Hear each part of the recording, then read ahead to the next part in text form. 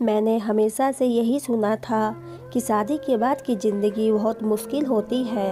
अक्सर लोगों का यही कहना होता था कि शादी के बाद बेटियां पराई हो जाती हैं और जब बेटी बहू बनकर ससुराल जाती है तो ससुराल में बहू को बेटी जैसा प्यार नहीं मिलता।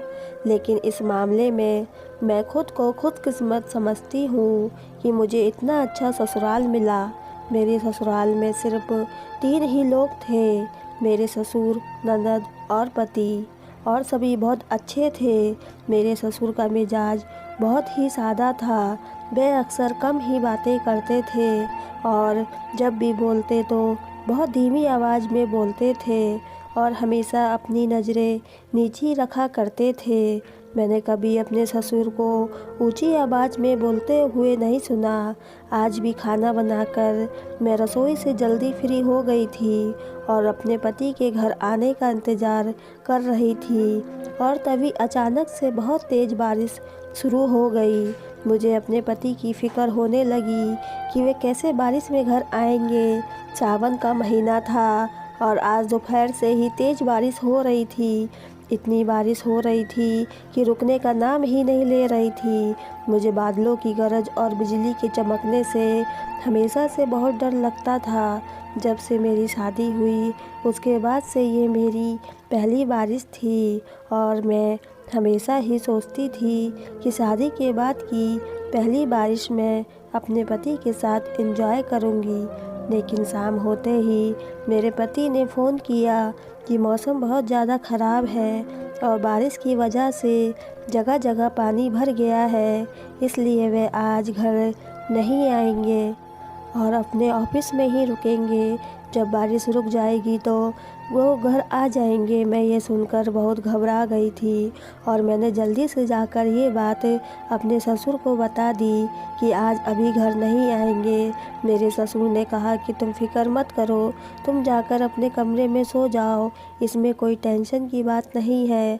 अक्सर बारिश के मौसम में अभी ऑफिस में ही रुक जाता है। मैं ससुर को बताने के बाद अपने कमरे में वापस आ गई। लेकिन ये रात इतनी भयानक थी कि वक्त गुजर नहीं रहा था। कई घंटों से लगातार बारिश हो रही थी और बादलों की आवाज़, बिजली की गड़गड़ाहट से डर की वजह से मेरा दम निकल रहा था और मैं अपने बिस्तर पर लेटी हुई एक ही कोने पर सिमट रही थी। मेरे कमरे से चमकती हुई बिजली साफ नज़र आ रही थी और अब मैं अकेली अपने कमरे में अब नहीं रुक सकती। इसलिए मैंने सोचा कि क्यों ना मैं अपनी ननद रीमा के साथ उसके कमरे में सो जाऊं।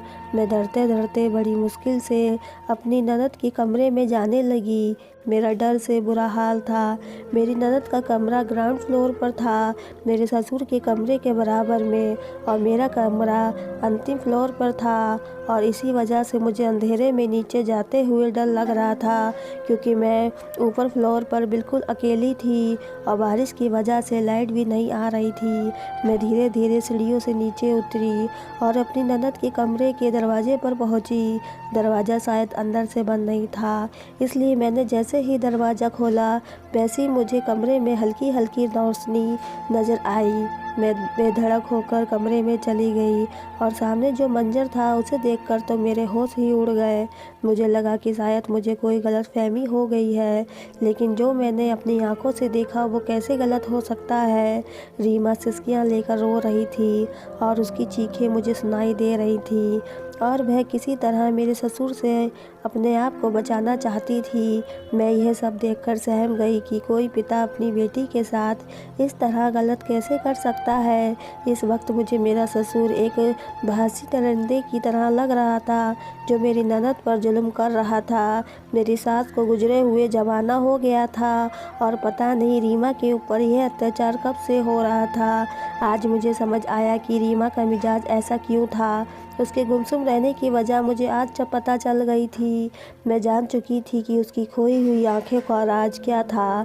मेरा नाम आरती है और आज से 4 महीने पहले इस घर में मेरी शादी हुई थी।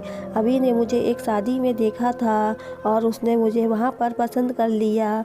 इसके बाद उसने मेरे लिए रिश्ता भेजा और मेरे घर वालों ने अभी के बारे में जांच पड़ताल की। पता चला कि लड़के का परिवार छोटा है और लड़के का अपना कारोबार है और पोस्ट इलाके में खुद का घर है। तो उन्होंने शादी के लिए हाँ कर दी और हमारा रिश्ता तय हो गया। रिश्ता तय होने के बाद अक्सर हम एक दूसरे से फ़ोन पर बात करते हैं और एक दूसरे को समझने की कोशिश करते थे कि आने वाली ज़िंदगी हम दोनों को एक दूसरे के साथ ही गुजारनी थी। 1 महीने के अंदर ही हम दोनों की शादी हो गई। शादी से पहले ही मैंने लोगों के मुंह से सुन रखा था कि जब घर में ननद होती है तो रिश्ते निभाने में बहुत मुश्किल होती है, क्योंकि वह अपने और भाई की लाडली होती है। और मैं भी यही सोचकर अपने ससुराल आई थी कि रीमा की वजह से मुझे कुछ परेशानी का सामना करना पड़ा, लेकिन रीमा दूसरी ननद की तरह बिल्कुल भी नहीं थी। उसका रख रखाव बहुत ज़्यादा सादा था। वह हमेशा खामोश रहती थी और अपने काम से काम रखती थी। ज़्यादातर अपने कमरे में ही बंद पड़ी रहती थी। मैं जब भी उसे ज़बरदस्ती करके कमरे से बाहर निकाल देती थी तो वह काम से हाथ आकर अपने कमरे में फ़ौरन चली जाती थी। कभी कभार तो मुझे उसे खाने के लिए भी बार बार बुलाना जाने पड़ता था और वह खाना खाते ही अपने कमरे में ऐसे भागती थी जैसे उसके कमरे में कोई राज छुपा हो। मेरे ससुर हमेशा यही कहा करते थे कि हर वक्त कमरे में अकेली ना रहा करो, थोड़ा बहुत बाहर निकल कर हमारे साथ भी बैठ जाया करो। लेकिन रीमा उनकी बातों का कोई जवाब नहीं देती थी और जब मैं उससे ज़्यादा बात करती थी तो यह कहकर बात ख़त्म कर देती थी कि उसे पढ़ाई करनी है, तो मैं कुछ भी ना कहती। आज शाम को अभी ऑफिस से घर आते तो मैं उनसे यही कहती कि आपकी बहन रीमा तो खामोश ही रहती है। वह मुझसे कहते हैं कि वह हमेशा से ऐसी नहीं थी, माँ के जाने के बाद वह अकेली हो गई और हालात ने उसे ऐसा बना दिया। जब वह जिंदा थी तो सबके साथ अच्छे से घुल मिल कर रहती थी, लेकिन अब वह बिल्कुल बदल गई है और बेहतर यही है कि तुम भी उसे कुछ ज़्यादा ना कहा करो। पिताजी उसका बहुत ख्याल रखते हैं, थोड़े वक्त में खुद ही समझ जाएगी। मैंने भी अब रीमा से बातें करना छोड़ दिया कि अच्छा है कि वह घर के किसी मामले में नहीं पड़ती और मुझे उसकी तरफ से किसी भी तरह की कोई परेशानी नहीं है। वरना मेरी दोस्तों ने तो मुझे आज तक यही बताया था, ननद अपनी भाभी का जीना दुश्वार कर देती है, चैन से जीने नहीं देती कि वह दूसरे घर से आकर कैसे हमारे घर में राज करे। और मैं शादी करके इस घर में यही सोचकर आई थी कि रीमा मेरा जीना दुश्वार कर देगी, क्योंकि मेरे ससुर रीमा से बहुत प्यार करते हैं, उसकी हर छोटी बड़ी ज़रूरत का ध्यान रखते हैं। अगर वह खाना नहीं खाती तो मेरे ससुर खाना लेकर उसके कमरे में ही जाते हैं और अपने हाथ से उसे खाना खिलाते हैं। ज़्यादातर उसके कमरे में ही रहते थे, लेकिन उसका रवैया उनके लिए बिल्कुल ही अलग था। वह हमेशा उनसे गुस्से में ही बात करती थी। अगर मेरे ससुर उसके लिए कोई चीज़ लेकर आते तो उसका रवैया उनके लिए ऐसा होता था कि जैसे वह उसके लिए कोई मायने ही नहीं रखते। मुझे हमेशा से ही उनका रवैया बहुत अजीब सा लगता था, क्योंकि माँ के गुजरने के बाद तो बच्चों को पिता से दोगुनी मोहब्बत हो जाती है, लेकिन वह तो अपने पिता से बहुत दूर भागती थी। मेरे ससुर जितना ख्याल उसका रखते थे उतना मेरा भी रखते थे। मुझे अपने ससुर में किसी भी तरह की कोई परेशानी नहीं थी और मेरी शादीशुदा ज़िंदगी बहुत अच्छी गुजर रही थी, तो मैं रीमा के रवैये के बारे में ज़्यादा सोचती भी नहीं थी। शादी के बाद जब मैंने अपनी माँ को ये सब कुछ बताया तो सुनकर माँ को भी थोड़ा अजीब लगा, लेकिन उन्होंने मुझसे कहा कि भगवान का शुक्र कर कि तुझे इतना अच्छा ससुराल मिला है और अपने काम से काम रख, ऐसा ना हो उसे छोड़कर अपने लिए मुसीबत खड़ा कर ले। मुझे अपनी माँ की बात बिल्कुल ठीक लगी। उस दिन के बाद मैं कभी रीमा से खुद बात नहीं करती। मैं खाने के बाद जल्दी से ऊपर अपने कमरे में चली जाती और फिर सारी रात नीचे नहीं आती। हम दोनों की एक अलग ही दुनिया थी। अभी और मैं एक दूसरे के लिए काफ़ी थे, इसलिए हमें अपने आसपास कुछ भी गलत होने का एहसास नहीं होता था। एक दिन मेरे ससुर बाहर से कुछ खाने के लिए लेकर आए। उसे अपने पास बिठाकर उसे खिलाने लगे। जब उन्होंने रीमा को खिलाना शुरू कर दिया तो रीमा बहुत गुस्से से झुंझुना कर खाने से मना कर दिया, तो वह ज़बरदस्ती अपने हाथों से उसे खिलाने लगे। मैं वहीं बैठी ये सब कुछ देख रही थी और देखकर मैं सोचने लगी कि रीमा कितनी खुशनसीब है कि उसे इतना प्यार करने वाला पिता मिला, लेकिन उसे कदर ही नहीं है।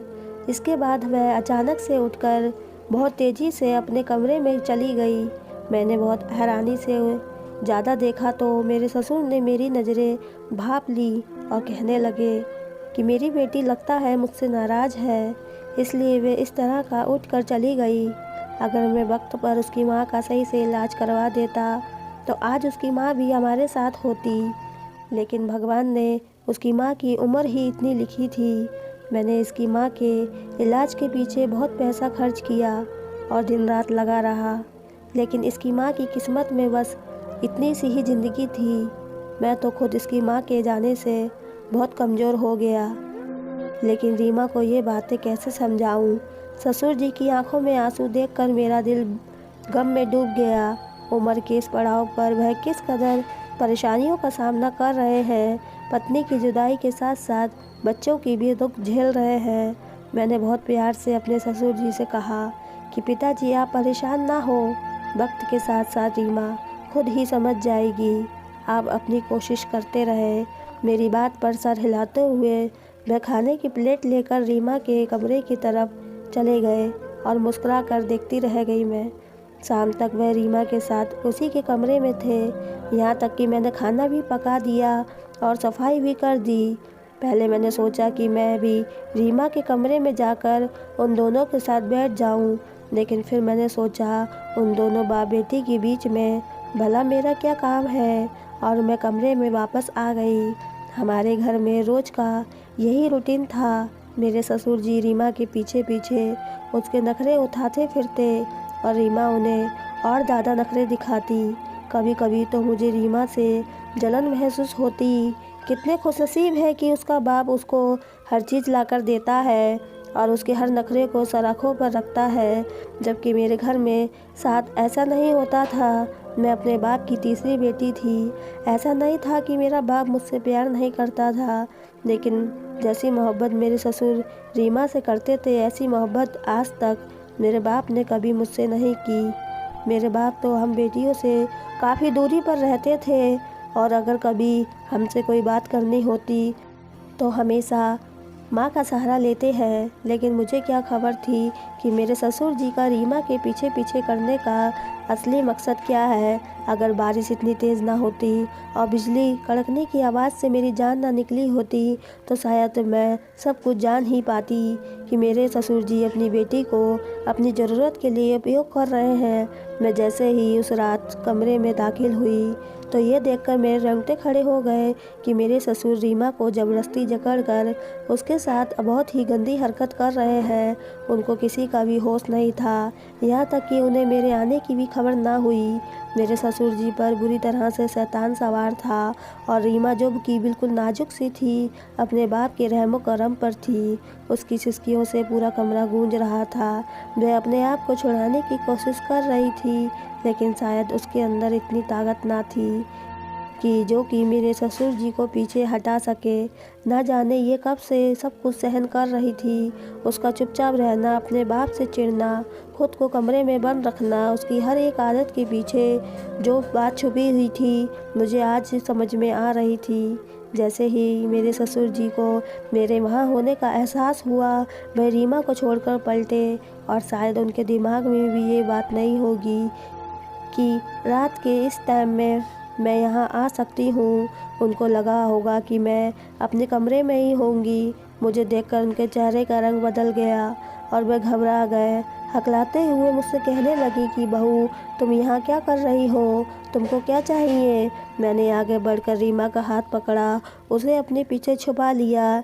वह बुरी तरह से काँप रही थी। मैंने कहा कि बेहतर यही है कि आप अभी और इसी वक्त यहाँ से निकल जाएं। आप जैसे बाप को तो मैं चौराहे पर सूली पर लटका देना चाहती हूँ, ताकि आइंदा कोई ऐसी दरिंदगी का निशाना ना बने। ये सुनते ही ससुर जी एकदम से गुस्से में आ गए और कहने लगे कि ज़्यादा बकवास करने की ज़रूरत नहीं। रीमा ने मेरे खिलाफ तुम्हारे कान भर दिए हैं, तभी तो तुम ऐसी बातें कर रही हो। मैं उनकी इस बात पर हैरान रह गई, क्योंकि कैसे ढीठ आदमी था। मैंने सब कुछ अपनी आंखों से देखा था और उसके बाद भी झुठला रहा था। मैंने गुस्से में कहा कि आप ऐसे बगैरत इंसान हैं, इतना बड़ा पाप करने के बाद भी आपको ज़रा भी शर्म और पछतावा नहीं है? मैं आपसे आखिरी बार कह रही हूँ, अगर आप अभी और इसी वक्त यहाँ से नहीं गए तो मैं पुलिस को फ़ोन करके यहाँ बुला लूँगी। मेरी जरी सी धमकी से डरकर वह कमरे से बाहर निकल गए और मैंने जल्दी से कमरे का दरवाज़ा बंद कर लिया। रीमा की हालत बहुत ख़राब थी और डर तो मुझे भी लग रहा था, लेकिन न जाने मेरे अंदर इतनी हिम्मत कहाँ से आ गई कि मैं आगे बढ़कर मैंने उसे गले लगा लिया। ऐसे करते ही वह फूट फूट कर रोने लगी। न जाने कितने समय का गम था जो उसके दिल में छुपा हुआ था, इसलिए मैंने उसे छुपाया नहीं बल्कि रोने दिया। रो रो कर उसका दुख कुछ कम हुआ तो उसने मुझे खुद ही बताना शुरू किया कि वह 11 साल की थी कि जब उसकी माँ की शादी मेरे ससुर से हुई। रीमा की ये बात सुनकर मुझे बड़ी हैरत हुई और मैंने उससे बीच में बात टोकते हुए पूछा कि क्या तुम मेरे ससुर की सगी बेटी नहीं हो? जिस पर रीमा ने नहीं में सर हिला दिया और कहने लगी, मेरे सगे बाप ने तो मेरी माँ को कुछ ही सालों के अंदर तलाक दे दिया था और रीमा को भी उसकी माँ के हवाले कर दिया था, जबकि माँ रीमा को नहीं लेना चाहती थी। रीमा ने बताया कि उसकी माँ का यह मानना था कि रीमा की मौजूदगी में दूसरी शादी नहीं कर सकती और उसे रीमा के खातिर सारी ज़िंदगी अपने आप को एक बुरी औरत बनाकर रखना होगा, जिसकी ना कोई उमंग होगी और ना ही उसका कोई सहारा होगा। लेकिन अचानक ही रीमा की माँ ने अभी के पिता से शादी कर ली। रीमा की माँ के साथ रीमा का भी बहुत ख्याल रखते थे। रीमा की माँ बहुत खुश थी कि उसे इतना अच्छा पति मिल गया जो उसका तो क्या उसकी सौतेली बेटी तक का ख्याल रखता है, लेकिन वह नहीं जानती थी कि उसके पिता की नीयत में खोट है। रीमा ने बताया कि जब उसकी माँ जिंदा थी उसके पिता उसके साथ बहुत अजीब हरकतें करते थे। रीमा की उम्र जब 12 साल की थी और वह जवानी के दहलीज पर कदम रख रही थी, उसे सही गलत का अंदाज़ा होने लगा था। वह समझ रही थी कि उसका सौतेला बाप उससे क्या चाहता है और किस तरह से उसे देखता है और उसके साथ किस तरह की हरकतें करता है, उसे कहाँ कहाँ छूता है और क्या क्या करने की कोशिश कर रहा है। लेकिन वह अपनी माँ की वजह से खामोश थी। वह नहीं चाहती थी कि इस बार माँ की तलाक का कारण वह खुद बने। रीमा सिसकियाँ भरते हुए बता रही थी कि अभी के पिता उसकी माँ की मौजूदगी में ही उसे ज़बरदस्ती कमरे में सोने पर मजबूर करते हैं और जब उसकी माँ गहरी नींद में होती तो वह रीमा को परेशान करने लगते। कुछ वक्त में ऐसे ही सब कुछ बर्दाश्त करती रही, लेकिन फिर एक दिन उसने अपनी माँ से इस बारे में बात की तो उसकी माँ ने उस पर भरोसा करने की बजाय उसके मुंह पर एक थप्पड़ मार दिया और कहने लगी, शर्म नहीं आती? अपने बाप के बारे में ऐसी बातें कर रही हो?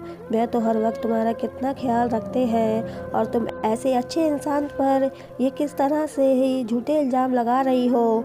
मेरी तो माँ ने मुझ पर भरोसा नहीं किया तो मैं किसी और से क्या शिकवा और क्या गिला करती। दिन ऐसे ही गुजरते गए और दिन गुजरने के साथ साथ मेरा ये सौतेला बाप और ज़्यादा शेर होता जा रहा था। जैसे जैसे मैं जवान हो रही थी उसकी नीयत पर और ज़्यादा ख़राब होने लगी थी। पहले तो वह सिर्फ मुझे थोड़ा बहुत ही परेशान करता था, लेकिन जैसे जैसे मैं जवान होने लगी वह अपनी हद पार करता जा रहा था और एक दिन ऐसा हुआ कि जब उसने सारी हदें तोड़ दी। उस दिन मेरी माँ किसी काम से बाज़ार गई थी और जब वापस आई तो उसने सब कुछ अपनी आंखों से देख लिया और उसके बाद वही हुआ जिसका मुझे डर था। मेरी सगी माँ मुझे इस बात का दोष देने लगी कि मैंने उसके पति को बहका दिया है और अपनी जवानी और अदाओं से अपने सौतेले बाप पर ही डोरे डाल दिए हैं। उन्होंने फ़ौरन मेरे मुंह पर चाटा मारा और मुझे आस्तीन में छुपी हुई एक नागिन कहने लगी जिसने अपनी माँ का घर खराब किया है। मैंने माँ को बहुत समझाने की कोशिश की कि मेरा इसमें कोई कसूर नहीं है, मैं तो खुद हालात की मारी हुई हूँ और काफ़ी सालों से आदमी की हैवानियत से परेशान हूँ। लेकिन मेरी माँ को बिल्कुल भी यकीन न आया। उसने ये बात बर्दाश्त ना हुई और उसे दिल का दौरा पड़ गया। उस दिन अस्पताल में रहने के बाद ज़िंदगी की बाजी हार गई और मौत को गले लगा लिया। लेकिन जाने से पहले उसे इस बात का एहसास हो गया था कि कसूरवार मैं नहीं बल्कि उसका खुद का पति है।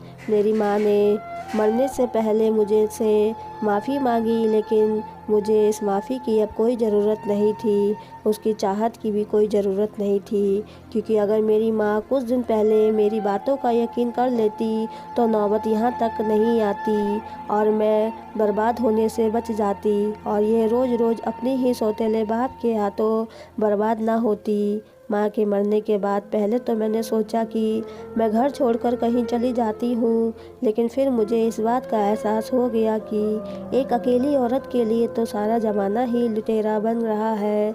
या अकेली लड़की को देखकर और किसी के अंदर दरिंदता जाग जाती है, और मैं तो फिर भी कमाल लड़की हूँ। ऐसे में इस घर को आखिरकार छोड़कर कहाँ जाती। वहाँ पर मेरे साथ यही सब कुछ किया जाता। मजबूरन मुझे अपनी किस्मत को मारकर अपने सौतेले बाप के पास ही रहना पड़ा और मैंने अपने हालात अपनी किस्मत पर छोड़ दिए। मैंने कभी ये बात अपने सौतेले भाई अभी को नहीं बताई, क्योंकि मुझे डर था कि अगर नितिन भाई ने मेरी बात का भरोसा नहीं किया तो उसके बाद तो मैं कहीं का नहीं रहूँगी। मेरी माँ की मौत को आज 6 साल होने वाला है। इन गुजरे 6 सालों में हर दिन मेरा सौतेला बाप मेरे साथ ऐसा ही सलूक करता है। मैंने सीमा के हाथों को अपने हाथों में दबाया और उसे यकीन दिलाया कि आज के बाद तुम्हारे साथ ऐसा कुछ नहीं होगा। मैं मरते दम तक तुम्हारे साथ हूँ और तुम्हारे साथ कुछ भी गलत होने नहीं दूँगी। उससे कहा कि अगर तुम पहले ही ये सब कुछ मुझे बता देती तो मैं तुम्हारी मदद ज़रूर करती। जिस पर वह हंसी और कहने लगी, मैं तो वो हूँ जिस पर उसकी माँ ने भरोसा नहीं किया, तो मैं ये कैसे सोच लेती कि कोई और मेरे पर भरोसा करेगा। सीमा की हंसी में जो डर था वो मेरे दिल को छलनी कर गया। बारिश थमने का नाम नहीं ले रही थी और सुबह की पहली किरण भी अब निकलने लगी थी। आखिरकार कुछ देर बाद मेरे बारिश का जोर टूट गया और धीरे धीरे दिन निकलने लगा। मैंने वह रात सीमा के साथ उसके कमरे में ही गुजारी थी। सुबह के बाद जैसे ही अभी घर आए तो मैंने हिम्मत करके उनके सामने सारी सच्चाई रख दी। अभी को बात को कबूल करना बहुत मुश्किल था, लेकिन मुमकिन नहीं था। लेकिन उन्हें इस बात का बिल्कुल भी मानना नहीं था जिसके पीछे उनके खुद के बाप का इतना बुरा चेहरा होगा। अभी जैसे ही अपने बाप के कमरे में गए, वे बिस्तर पर लेटे थे। अभी ने आकर हिलाया तो उनकी गर्दन एक तरफ लुढ़क गई। अभी ने फ़ौरन ही डॉक्टर को बुलाया तो पता चला अभी के पिता का देहांत हो चुका है।